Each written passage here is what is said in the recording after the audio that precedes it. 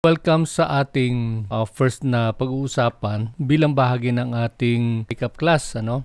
As we have said, marami sa inyo na miss out nyo na yung mga unang mga topics because we are in the second to the last na module na ating mga pag-aaral sa regular days which are the anatomy and physiology and then microbiology and pathology. Ngayon sa araw na ito, ang ating pag-usapan naman ay fundamental concepts of massage. Ano yung mga payak na mga bagay na dapat nating maunawaan, maintindihan patungkol sa pagmamasahe. First of all, alamin natin kung ano yung objective, learning objective natin. Number one is for you to be able to gain knowledge about the history of massage spanning from the international to the local setting. Mula dun sa ancient times hanggang sa kasalukuyan. Ang sumunod naman ay for you to be able to comprehend the effects of massage therapy including its indications and contraindications. Kung saan pwedeng gamitin yung pagmamasahe at kailan din na hindi pwedeng gamitin yung pagmamasahe. Alam naman natin, di ba, na if healthy yung effect ng pagmamasahe, may mga instances na hindi natin dapat ginagawa yung pagmamasahe. And we will be able to discuss that and know that about that later on. Ang panghuli ay patungkol naman sa pagkakaroon ng kaunawaan kung ano yung pagkakahalintulad o maging pagkakaiba nung wellness massage over and about over doon sa therapeutic massage. Sa practical examination, lalabas kasi yan. Ang inyong approach would be depende yon sa condition, depende yon sa situation ng client wherein you have to make a choice, kung ano yung ibibigay natin na pagmamasahe, either wellness ba na pagmamasahe o yung tinatawag nating therapeutic. Okay. So, yun yung mga bagay na ninanais namin na maintindihan ninyo upang sa gayon ay magkaroon ng significance yung ating pag-aaral dito. So, tutungo tayo sa definition of terms. Now, if you notice doon sa inyong manual, mayroon mga ibang mga terms doon na basically mga tinatawag na body movements. Inalis ko lang muna yon kasi tingin ko, sabi ko, ang discussion na lang on that would be doon na pagka malapit na doon sa topic which is about body movements. Kasi sa ngayon, hindi masyado sa ganun wala sa ganung relevance sa ating Okay, ang una sa lahat na term, is kung maintindihan ninyo, is yung Ayurveda. Ayurveda is the Sanskrit term that combines Ayur meaning life and Veda meaning knowledge. Ang ito ay uri ng panggagamot na nagsimula pa doon sa India. Sila yung naunang gumawa nito, kaya lumaganap hanggang sa ngayon yung tinatawag na Ayurvedic medicine. Kung sa China mayroong tinatawag na traditional Chinese medicine, sa India naman may tinatawag na Ayurvedic medicine. Ang sumunod na term ay contraindication. Ano ibig sabihin nun? Contraindication refers to the presence of a disease or a physical condition that renders the usual manner of therapy undesirable. Okay, yan. Tuloy tayo. Okay, ang pangatlo ay maintindihan natin yung distinction ng massage therapy at ng wellness. So, magkaroon tayo ng kaunawaan kung ano yung pagkakaibang dalawang yaon. So, sa definition of terms naman, tulad na nabanggit ko kanina, ay tinanggal ko muna yung ibang mga terms na hindi agad natin kailangan dito. Baka magtaka kayo doon sa ating manual, wala yung ibang mga terms like mga flexion, mga circumduction, yung mga ganun. Inalis ko na lang muna. Yung mga immediately na kailangan natin ang pag-usapan kasi yung medyo malayo-layo pa yon. So, kahit pag-usapan natin, hindi naman natin magagamit, that would be a little parang irrelevant. So, yung pangalawang term ay contraindication. Ang contraindication na term ay hango ito sa salitang indication. So, later we will find out na indication meaning to say, ito yung recommended ng DOH. Ito yung mga dapat nating maunawaan as massage therapist. Ito yung dapat nating gawin, no? Dapat nating i-execute, no? Kasi ito yung kinakailangan nating gawin. Anyway, so contraindication is the exact opposite of indication. Okay, which means dahilan sa presensya ng mga disease or ng any physical condition na ibig sabihin nun ay hindi na maging karapat-dapat ang pagmamasahe. Okay, so you can see the beauty, 'di ba? Ang massage is essentially napakaganda, no? Napakaganda 'yan sa sa pag-maintain ng health, ano, ng kalusugan ng isang tao, pero just like as any other good thing, may mga bagay din na hindi pwedeng gawin given the certain conditions. Okay, anong ibig sabihin ng healing? Alam naman natin po siguro 'yun, ano? Pero dito sa DOH manual, yung katawagan ng healing ay ito yung transformative process of regaining and attaining good health once again. So, pag sinabing healing, based sa ating definition, nagsimula yan sa okay na karamdaman hanggang sa nagkaroon ng karamdaman. Nagkaroon ng sakit. No, kaya kailangan natin ng intervention upang sa gayon ay manumbalik yung kalusugan na yan, at yan ang tinatawag na healing. Naintindihan nyo ba yun? Medyo nakakalito ng konti. Okay, balik tayo rito ngayon sa indication, di ba? Denotes a suitable therapeutic treatment for a given situation or condition. Yan, ito na yung indication. Later, makikita natin, napakadami. Hindi naman talaga madami, pero maraming mga situation or condition na highly indicated yung pagmamasahe. Okay. Number 5, sabi rito, ito yung definition ng isa sa mga definition ng massage. Massage is a healing method that encompasses a variety of techniques, primarily utilizing or using the hands, the fingers, forearms, elbows, knees, and feet.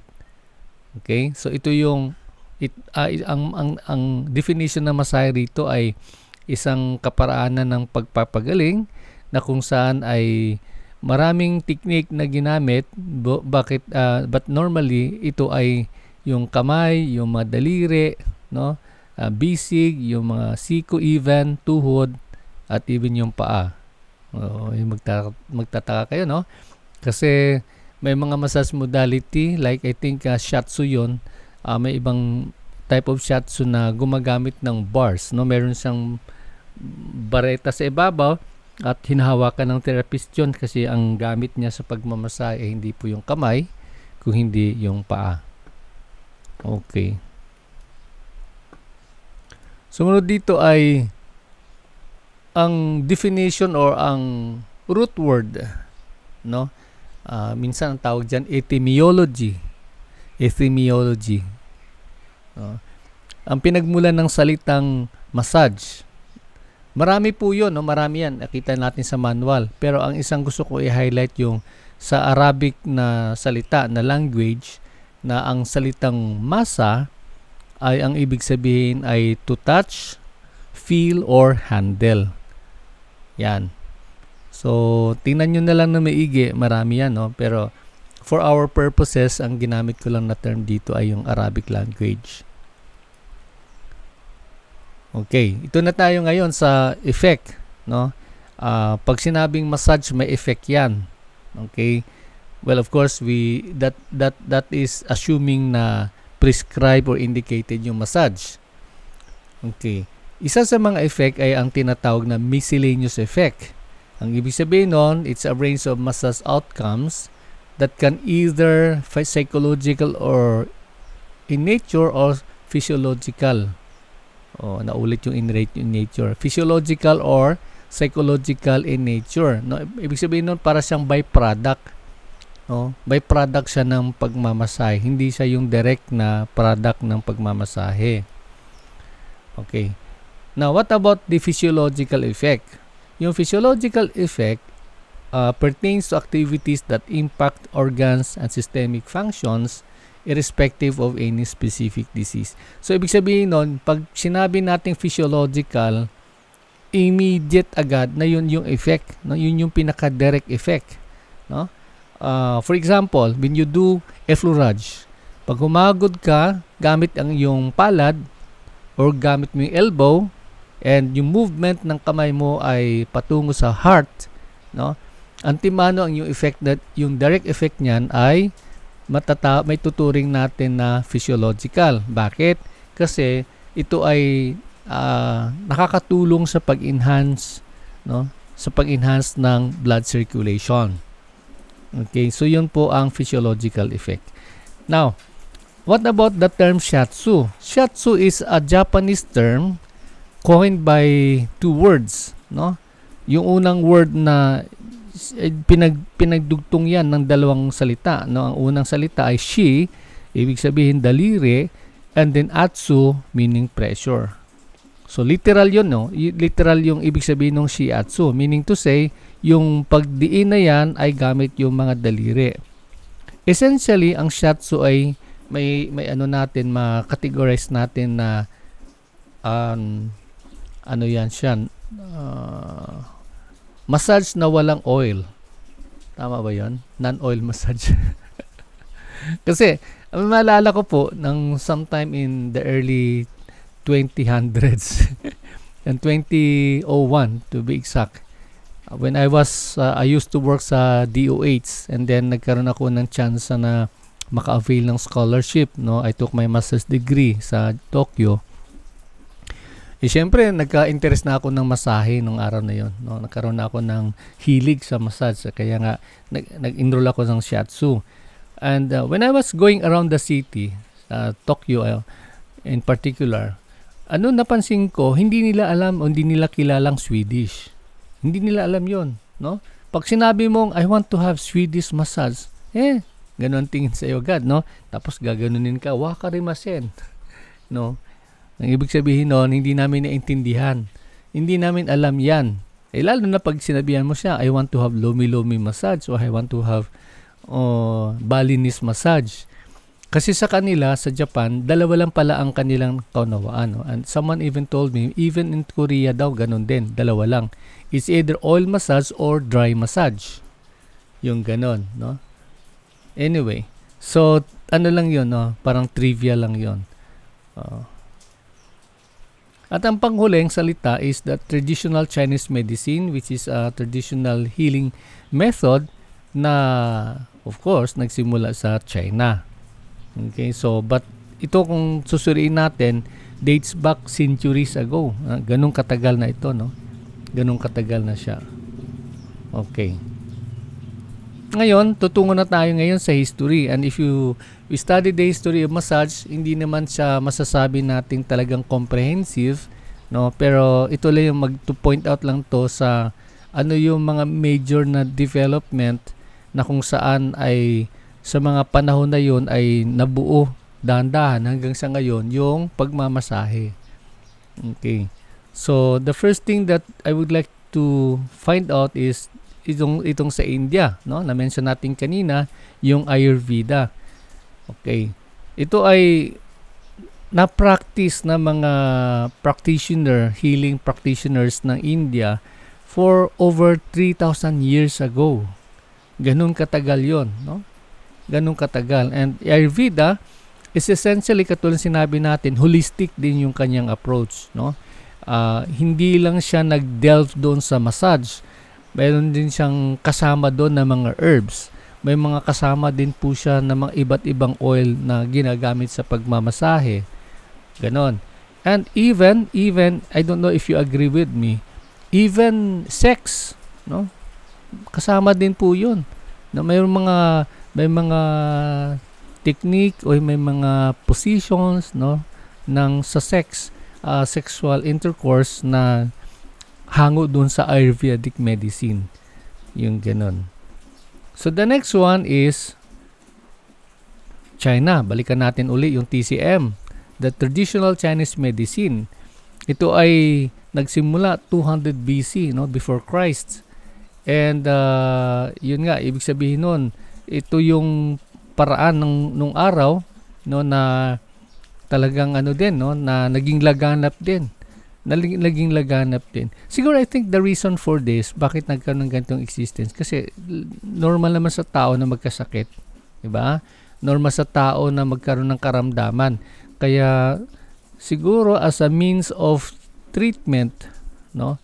Nung araw ito yung ikang mainstream. Kasi ngayon ang mainstream pag sinabi nating healing, di ba, yung mga doktor, mga hospitals, mga ganong mga drugs and medicines, yun yung ngayon ang mainstream. Yung mainstream nung araw na katulad ng Ayurvedic medicine tsaka ng TCM na ito ay sila yung yung matuturing natin na pinaka mainstream. Na-displace lang sila pagpasok ng modern medicine, no? Kaya ang tawag na sa kanila ngayon ay alternative medicine. Okay? So ang ano na to, ang traditional Chinese medicine ay pinalaganap, no, sa pamamagitan nung writings na ang tawag doon ay The Yellow Emperor's Inner Canon. Yan, no? Huangdi Nijing. Anyway, so yun yung kanilang parang pinaka-textbook nung araw when it comes to this, no? Hanggang sa kasalukuyan, 'di ba, nagkakaroon na ng mixture, no? And then yun, katulad ng sa Japan, yung sa Japan naman ay naging laganap din yon yung kanilang kaparanan ng pagpapagaling. And if you notice, yung shiatsu na sinasabi natin, ang original ano po niyan, ang origin po daw niyan ay China pa rin, no? China pa daw galing niyan, no? Kaya maalaala ko nung nasa Japan ako at nagtuturo kami niyan, nag-aaral kami, nagtuturo kami, nagsi-share kami sa mga Filipino na mga kaklase namin. Merong isang nag-interrupt na Chinese, no? Na Chinese na ewan ko, scholar din siya ng school. Tapos talagang ang dami yung pinagsasabi, no? Parang sa tingin ko galit siya, ito, ang dami yung pinagsasabi. Yun pala, parang ini-emphasize niya na hindi totoo na sa Japan galing yung mga shiatsu na yan. Sabi niya, parang ganon, no? May nag-explain sa akin at ang kanyang pino-point out, galing daw yun sa China. Parang ganon lang. Gusto niya lang mag-express na galing sa China. Kasi kung tingnan naman natin, kung aralin din natin, yung merong isang Chinese na merong isang Japanese shiatsu na parang Anma massage yata. Anma massage yan, yung ancient na shiatsu. Galing daw yan sa Japan. Okay? And then, kung titingnan mo sa Japan din, ang prominent na uri ng shiatsu doon, which is the Namikoshi shiatsu. Yung Namikoshi shiatsu na yan, kung titingnan natin, ang ano niyan is parang ina-acknowledge ng founder na si Tokuhiro Namikoshi. Sabi niya, ito ay talagang pinagmulan ito yung Anma. Yung Anma massage na ginagawa sa Japan at that time, early during the early years, is galing doon sa China.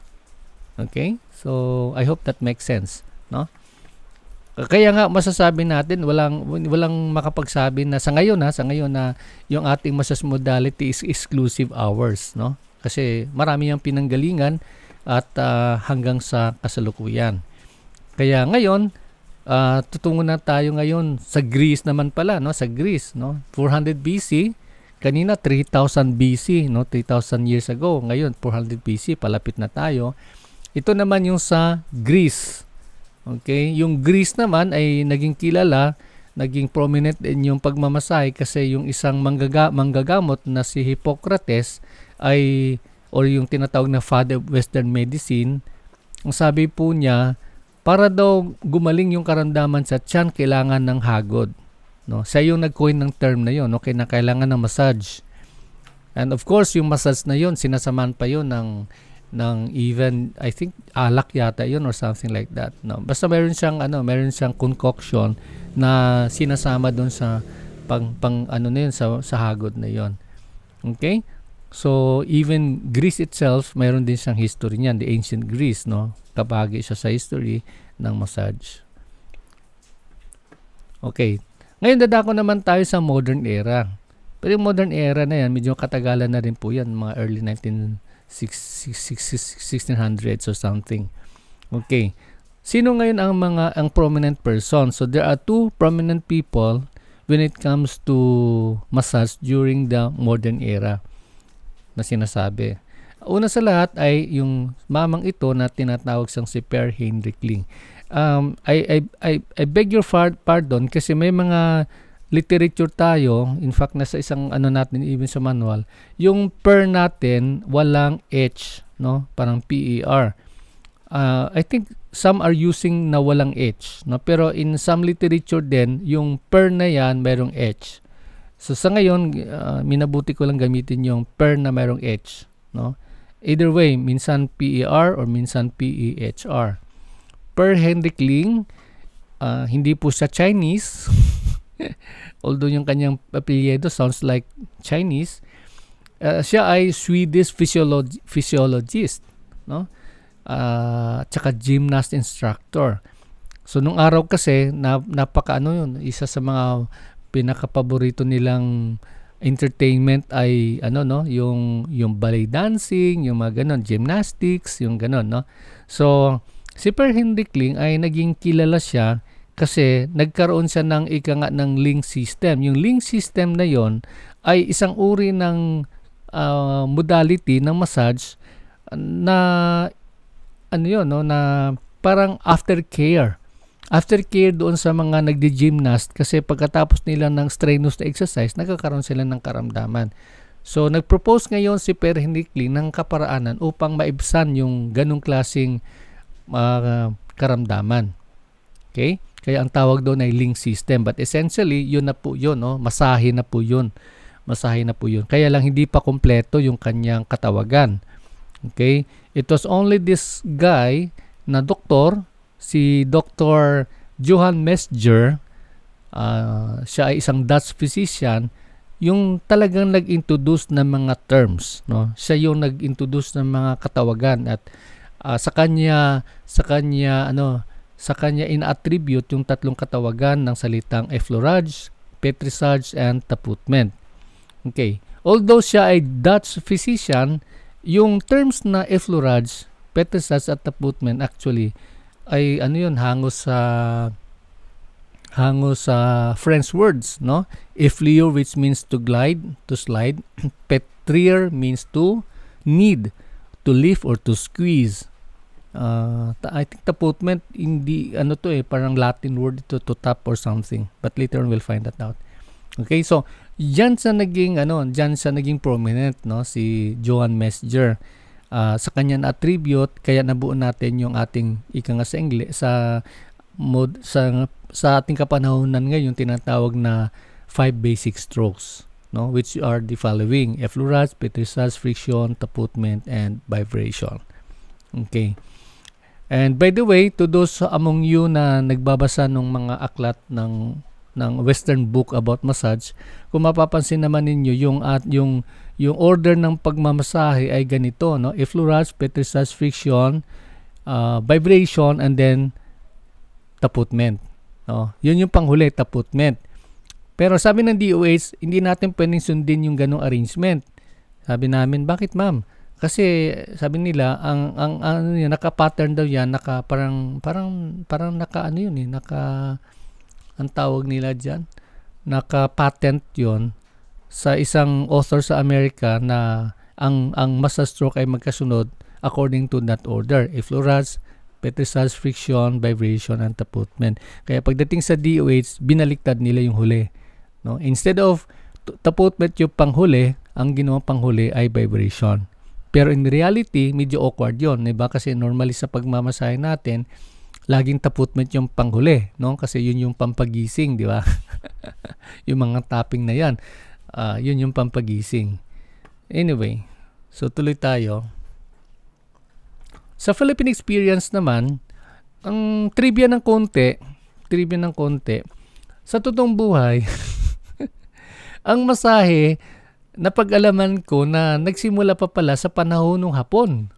Okay? Would you believe that? Panahon ng Hapon, naglalisensya na pala ang DOH. No? Di lang ako nakakuha ng kopya na yun eh. Parang mayroong isang copy nun. Isang parang tawag nun, parang logbook na Ang unahang Filipino na na-license ng DOH ay sometime in the year 1945. No?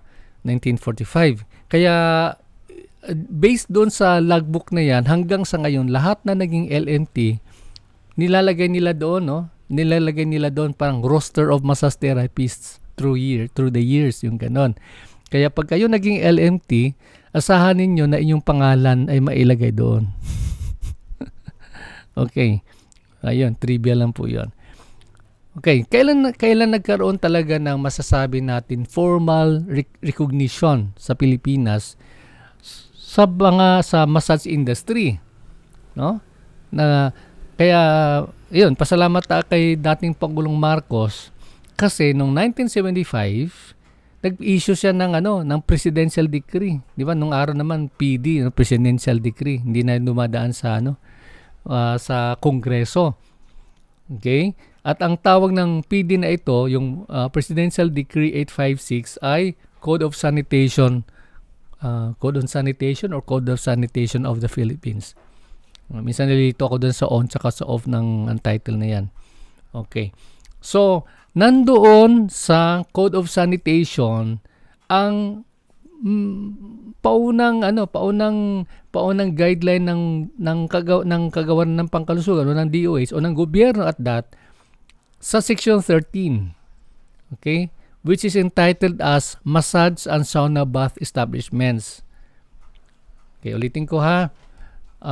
PD 856 section 13, Massage and Sauna Bath Establishments. Okay.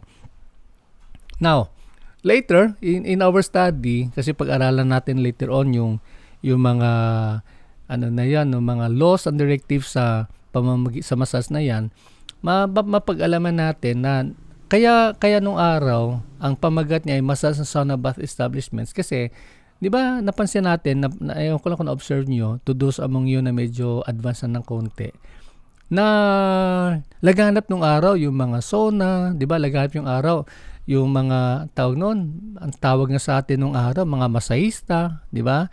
Tapos, ang setup nung araw, pagka pumunta ka sa barbershop, sa second floor noon, nandoon yung ang tawag noon?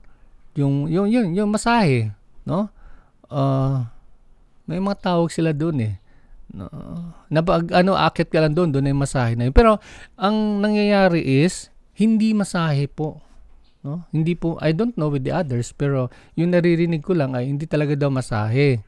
No? Kasi nagkakaroon doon ng ES, doon na nagsimula yun eh. No? Kaya ginagawang yung pagmamasahe parang front lang ng prostitution. Okay?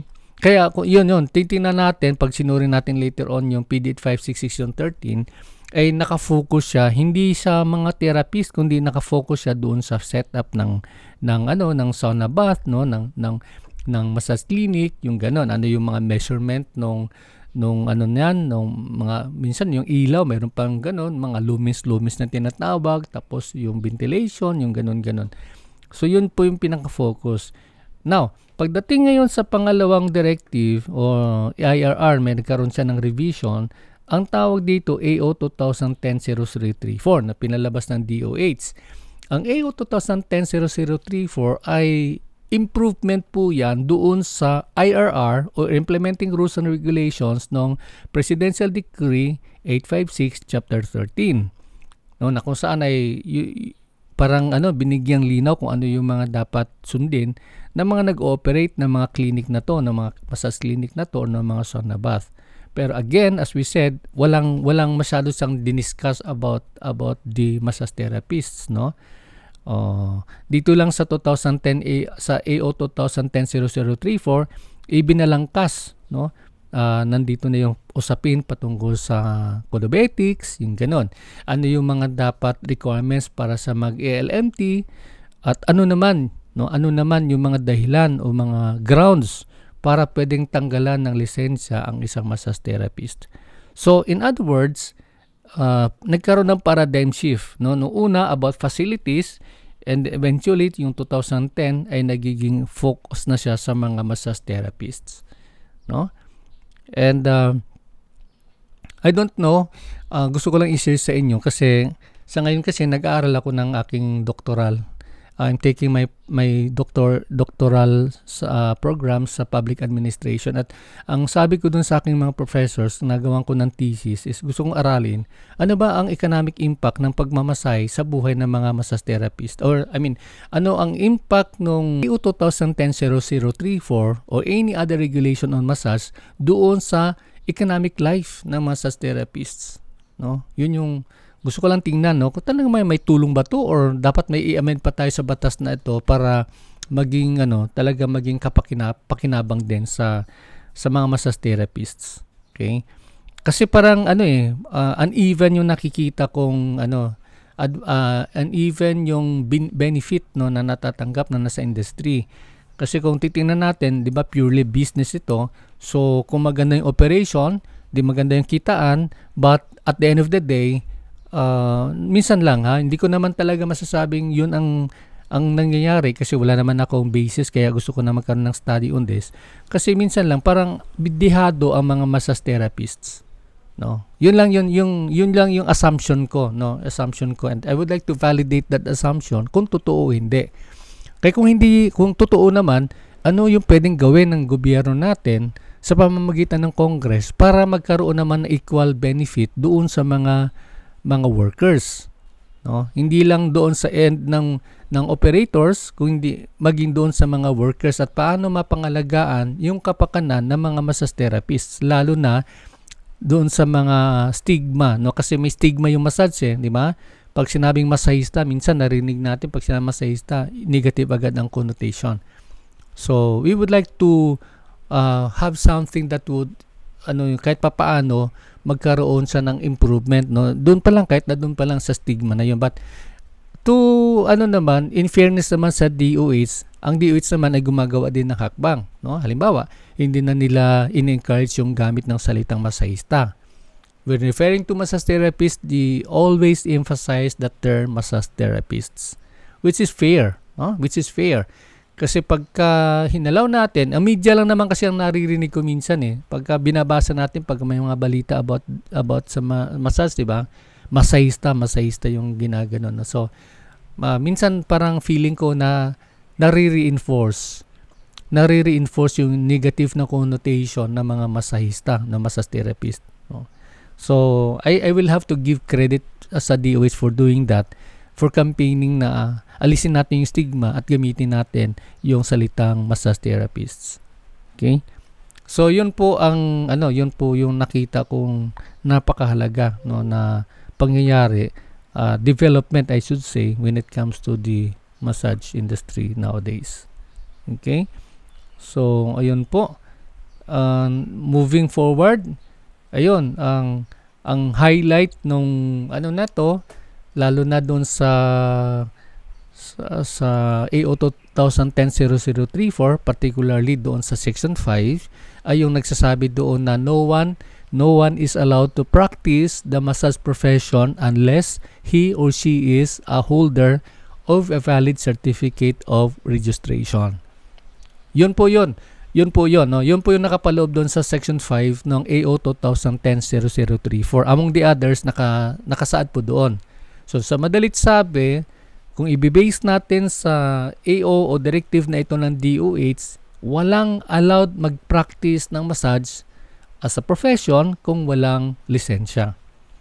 Okay. Kaya lang ang realidad ng buhay ay hindi ganoon, no? Kasi ang at the end of the day, ang nag-implement kasi yung local government, the LGU. Kamakailan lang, parang kahapon yun, may nagme-message sa akin na isang dati nating student.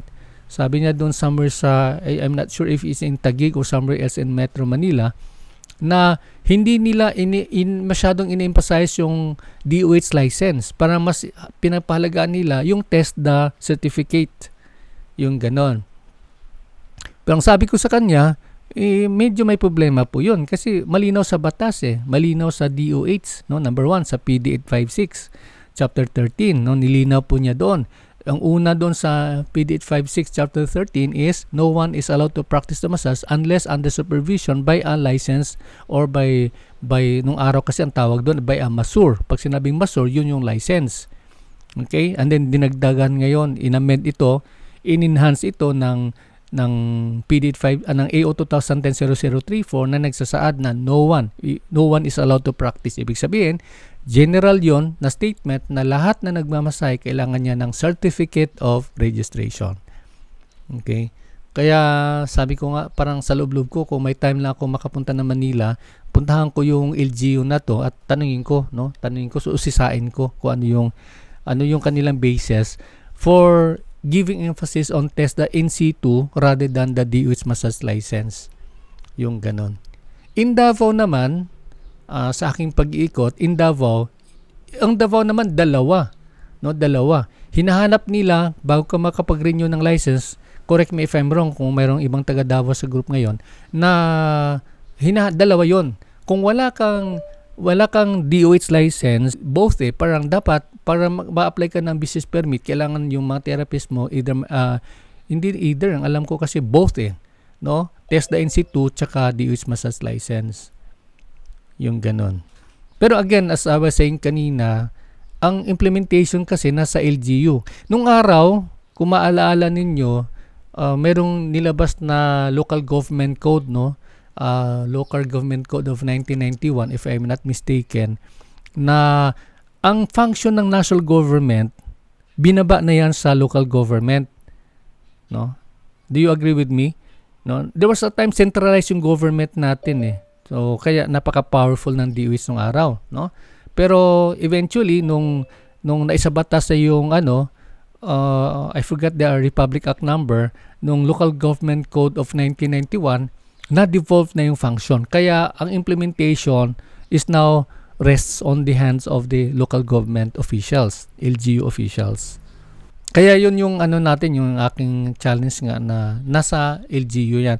And I think it's high time para mga license na siguro mag-educate, no? Tayo na magsasabi sa kanila, sa mga policy makers ng local government units, na dapat sundin natin yung yung AO 2010-0034. Okay? Kasi ito yung nakaangkla ito sa batas, no? Which is the PD 856. Hindi pa naman naamin yung batas na yan. So that means yun dapat nang sundin. Yun yung aking mga ideya lang na napansin at narinig. Now, unless you have some questions, I don't know your experience here in your area, I would like to hear from you, no? Tingnan natin. Kasi tulad ng sinasabi ko, I'm preparing to do my research, and then gusto ko din makakuha ng mga input coming from either the massage therapist and the mga spa operators kung ano yung mga concerns na yan, no? Kung ano yung mga dapat bigyan ng pansin natin. Now, I cannot continue on. I'm sorry, my dear students, na kasi ang topic na natin physiological effects. Medyo mahaba-haba po itong effects sa massage kasi. So, I will close by now no discussion natin, and then I will try to open up for this session now for discussion. Baka kung mayroon kayong mga clarification, mayroon kayong mga tanong na gusto niyo ma-clarify, no? I'm sure mayroon kayong mga gusto ma-clarify na mga issues pertaining dito sa both sa Presidential Decree 856 and then sa AO 2010-0034. Okay? So, do we have anything to clarify or maybe perhaps to add doon sa aking na-discuss kanina? Clarification? Paki-raise yung kamay if you have any. Marley. Yes, Marley, go ahead.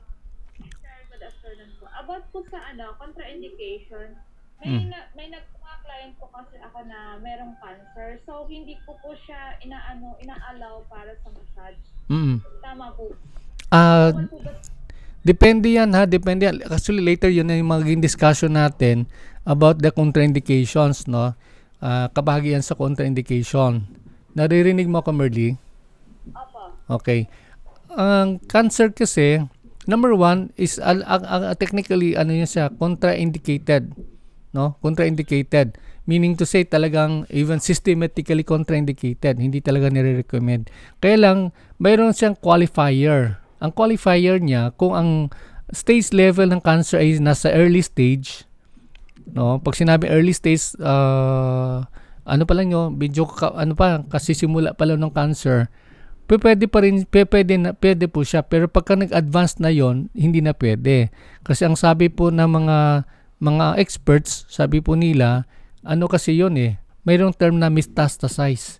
Yung term na metastasize, ibig sabihin, pwedeng mag-multiply ng sandamakmak yung cancer cells kapag minasahe. Kasi katulad nung ginagawa natin pag namasahe, di ba, yung nakakatulong tayo sa pag-circulate ng dugo. Ganon yun. No? So, kaya tama yung decision mo. Although, ano pa rin yun, case-to-case basis. Para pagka nasa second stage na yan or third stage, definitely hindi na yung pwede. Do away with massage, no, pagka ganong case, kasi lalong mapaaga yung buhay ng client, no, mapaaga. Ang maaaring gawin nyo na lang, ako katulad ng sa akin, kasi there was a time nung nasa Manila pa ako, meron ako na-encounter na bata na may cancer. So ang balita ko kasi parang nasa third stage na siya, no, naghihintay na lang siya nung kanyang araw na kung saan ay talagang ma-overwhelm na siya ng cancer. So I was asked to do the massage. Ang ginawa ko na lang, hindi ko naman siya pwedeng patapain, tapos pahubarin, no? Gagawin ko sa ng pinakamasarap na epluradge, na petrisage, yung ganon. Hindi naman pwede yon, no? Pero kasi sa awa ko sa kanya, hinagod ko yung kamay na lang. Yung kamay na lang, yun na lang hinagod-hagod ko para lang mabigyan siya ng comfort. No? Yun na yung pwede nating gawin eh. Pero never mo siyang bibigyan ng full body massage, padapain mo, tapos bigyan mo ng epluradge, tapos full body massage. Kasi tulad ng sinabi natin, mag-metastasize yung cancer. Ibig sabihin, lalong dumami, lalong kumalat. No? Kaya yun yung mangyayari doon.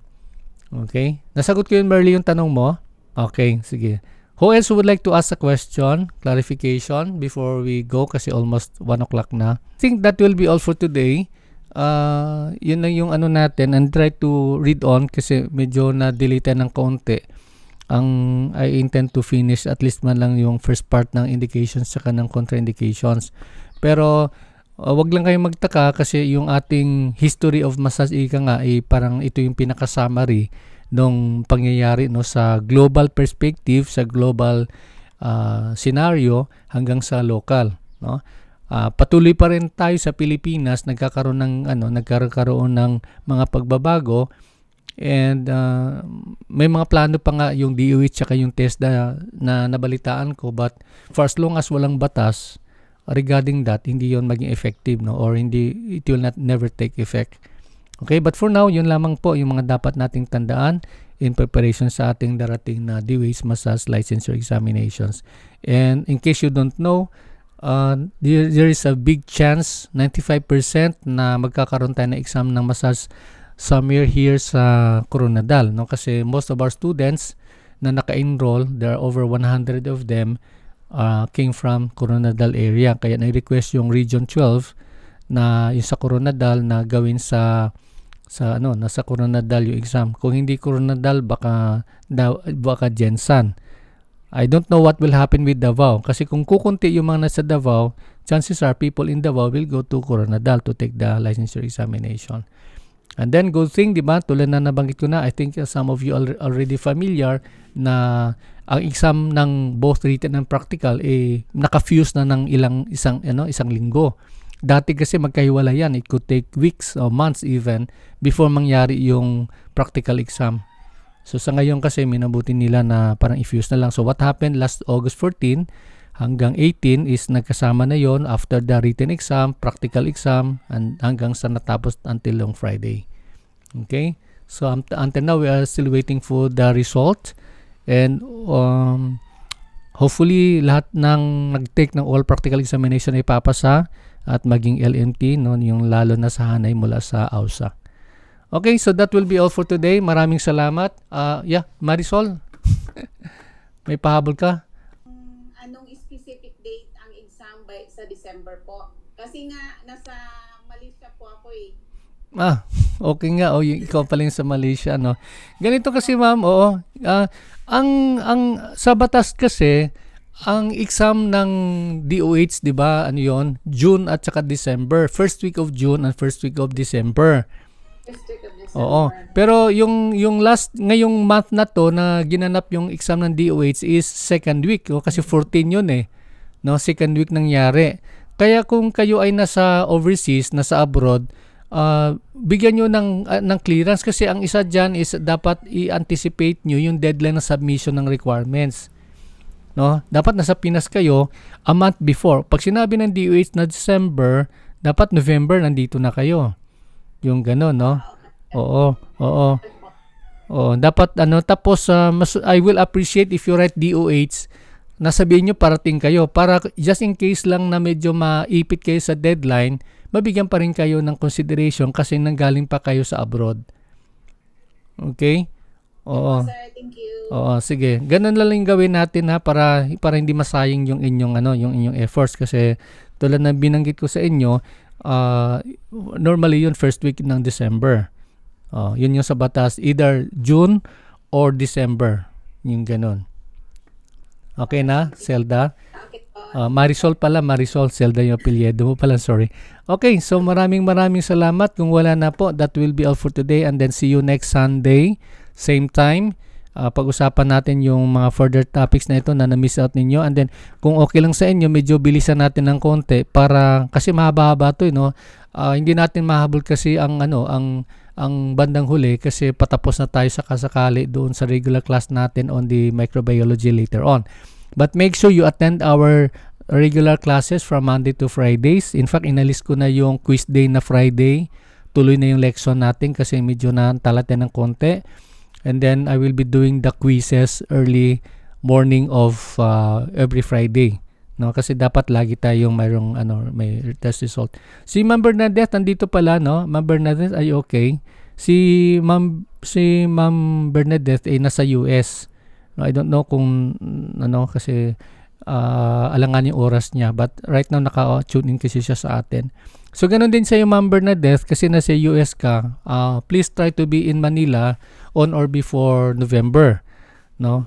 O November. So at least ma-ready nyo. Or you heads up nyo ako para ma-update ko kayo kung ano yung mga latest na information on this regarding the schedule. Kasi sayang naman yan lang iuwian ninyo tapos hindi kayo ma-qualify kasi hindi kayo nakapasok sa deadline.